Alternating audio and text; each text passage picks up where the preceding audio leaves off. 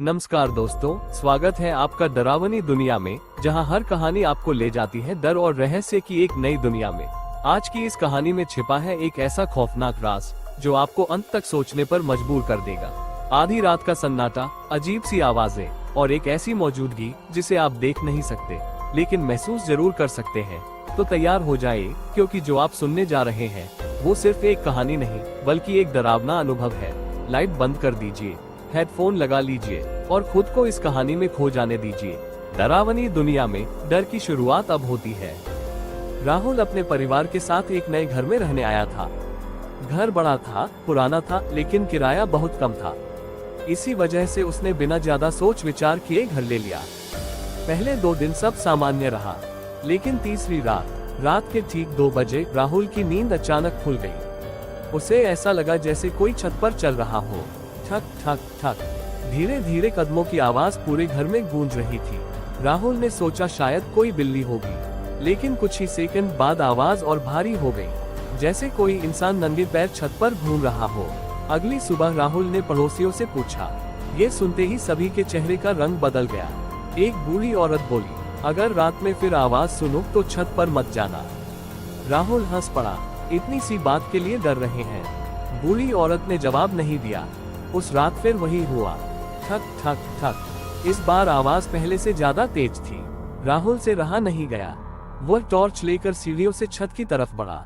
जैसे ही उसने छत का दरवाजा खोला, वहां कोई नहीं था, पूरी छत खाली थी। लेकिन तभी उसके कान के पास किसी ने फुसफुसाकर कहा, मुझे ढूंढ रहे हो? राहुल डरकर पीछे मुड़ा।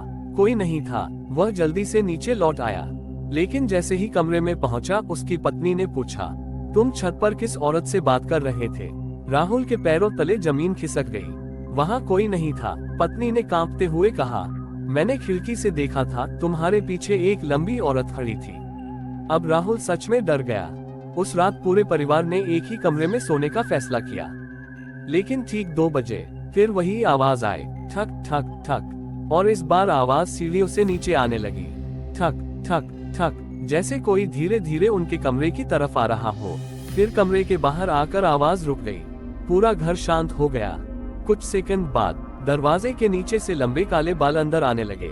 राहुल की पत्नी चीख पड़ी, बच्चे रोने लगे, और तभी बाहर से एक औरत की आवाज आई, दरवाजा खोलो, मुझे अंदर आने दो।